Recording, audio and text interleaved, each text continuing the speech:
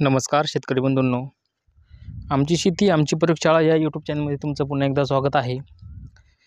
तर शेतकरी बंधूंनो, आपण आज तूर पिकातील थोडी माहिती जाणून घेणार आहोत. तर शेतकरी बंधूंनो, आपण आपल्या शेतामध्ये 1 एकरवरती तूर पिकाची लागवड केलेली आहे. तर शेतकरी बंधूंनो, आपण तूर पिकाचं अंतर जर सुरुवातीच्या काळामध्ये जर व्यवस्थित ठेवलं तर नक्कीच आपल्या तूर पिकामध्ये आपलं भरघोस उत्पन्न मिळण्यास मदत होईल. तर शेतकरी बंधूंनो, आम्ही अशा प्रकारे लागवड केलेली आहे, तुम्ही पाहू शकताय. तर ही 2 ओळी ज्या आहेत, तर या 2 ओळींच्या आतमध्ये अंतर 4 फूट ठेवलेलं आहे. आणि त्याच्यानंतर आपण त्याच्यामध्ये तुरीमध्ये आंतरपीक म्हणून उडीद पिकाचं उडीद हे पीक घेतलेलं आहे. तर त्यामध्ये आपण काय केलेलं आहे, उडीद हे पीक ही लाईन जी आहे उडीदाची, तर ती आपण 2 फुटावरती घेतली आहे आणि नंतर पुन्हा ही एक 2 फुटावर आणि त्याच्यानंतर ही 2 फुटावर अशा प्रकारे 3 लाईन आपण उडीद पिकाच्या घेतलेल्या आहेत. तर उडीद 2 फुटावरच्या लाईन म्हणलं 3 म्हणल्यानंतर आपल्या ह्या 2 लाईनच्या नंतर ह्या आतमध्ये 8 फूट अंतर तुरीचं राहत आहे. त्यानंतर पुन्हा ह्या 2 तुरीच्या लाईन येतात. तर अशा प्रकारे आपण 2 लाईनमध्ये 4 आणि पट्टा पद्धतमध्ये 8 फूट अंतर सोडलं आहे. तर शेतकरी म्हणून आपण तुरीच पिकात जर चांगलं नियोजन केलं तर नक्कीच आपल्याला 100% तूर पिकातून फायदा होण्यास मदत होते. तर आपण आपल्या तूर पिकामध्ये आपण एक 4 दिवसापूर्वी आपण या 2 लाईनचा आपल्याला दाखवण्यासाठी शेंडा मारलेला आहे. तर या शेंडा मारल्यानंतर आपल्या तूर पिकाला कशाप्रकारे फुटवे निघत आहेत तर तुम्ही ते पाहू शकताय. तर अशा प्रकारे आपल्या तूर पिकामध्ये शेंडा मारल्यानंतर फुटव्यांची संख्या वाढत आहे. तर शेतकरी बंधू म्हणतात की बाबा की फुटवे निघाल्यानंतर उत्पन्न वाढेल का? तर नक्कीच 100% वाढतं. बघा, आता शेंडा मारल्यानंतर या फुटव्यांची संख्या कशी वाढलेली आहे आणि फुटवा पण एकदम जोमदार निघालेला आहे. आणि यानंतर या जी बाकीची लाईन जी आहे, आपण जी तूर पिकामध्ये समजा किंवा तुम्हाला दाखवण्यासाठी 2 लाईनचा शेंडा मारला होता. तर आता पाहू शकता तुम्ही, हे पहा, हे झाड जे आहे तर आपण या झाडाचा शेंडा मारलेला नाही. तर पूर्ण एकदम जास्त झपाट्याने या झाडाची वाढ होत आहे. तर तुम्ही या लाईन बघू शकताय. तर शेतकरी बंधूंनो, फुटव्याची वाढ न होता आपल्या शेंड्यांचीच वाढ सुरू झालेली आहे. तर अशा प्रकारे जर तुम्ही जर एक 25 ते 30 दिवसांची तूर पीक झाल्यानंतर आपण आपल्या तूर पिकाचा जर शेंडा मारला तर नक्कीच आपल्याला तूर पिकामध्ये भरघोस उत्पन्न मिळण्यास मदत होईल.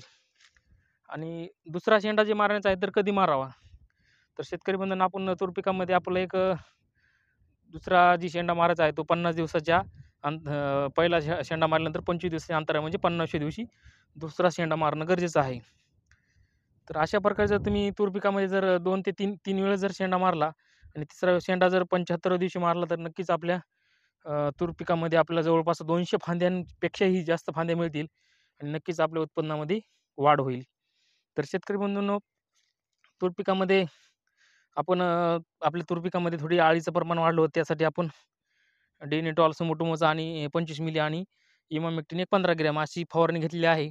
तर 100% आपली अळी ही कंट्रोलमध्ये आलेली आहे.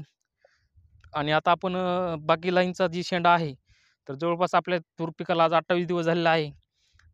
आणि 28 दिवस होऊन आपण आता उद्या या तूर पिकामध्ये आपण शेंडा खोडण्याचं काम सुरू करणार आहोत. तर शेतकरी बंधूंनो, आपण तूर पिकामध्ये पहिली ड्रेंचिंग 30 ते 35 ते 40 दिवशी ड्रेंचिंग घेणं गरजेचं आहे. जेणेकरून जी रोगराई असते तूर पिकामध्ये किंवा मर होते. सगळ्यात मोठा जर प्रादुर्भाव म्हटलं तर मर रोगाचा आपल्या तूर पिकामध्ये असतो. तर त्या तूर पिकासाठी आपण ट्रायकोडर्माची ड्रेंचिंग घेणं गरजेचं आहे. तर नक्कीच आपण तुम्हाला ट्रायकोडर्माची ड्रेंचिंग घेताना आपल्या तूर पिकातील आपण व्हिडिओ बनवणार आहोत. तर अशा प्रकारे हे आमचं तूर पीक नक्कीच तुम्हाला फायदेशीर ठरणार आहे.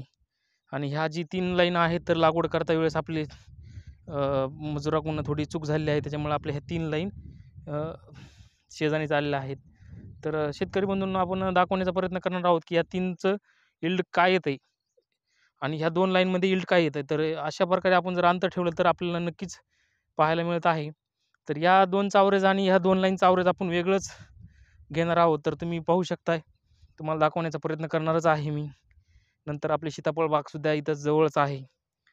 तर अशा प्रकारे जर शेतकरी बंधूंनी जर तंतोतंत नियोजन केलं तर नक्कीच आपला तूर पिकामधून फायदा झाल्याशिवाय राहणार नाही. असेच नवनवीन व्हिडिओ पाहण्यासाठी आपली चॅनल तुम्ही सबस्क्राईब करायचं आहे. तर आपल्या चॅनलचं नाव आहे आमची शेती आणि आमची प्रयोगशाळा. तर नक्की शेतकरी बंधूंनो, असेच नवीन प्रयोग प्रयोग आपण आपल्या शेतीमधून स्वतःच्या जी कष्टाचं जी फळं आहे ती तुम्हाला दाखवण्याचा प्रयत्न करणार आहोत. त्यासाठी आपलं चॅनल सबस्क्राईब करायचं आहे. तर धन्यवाद.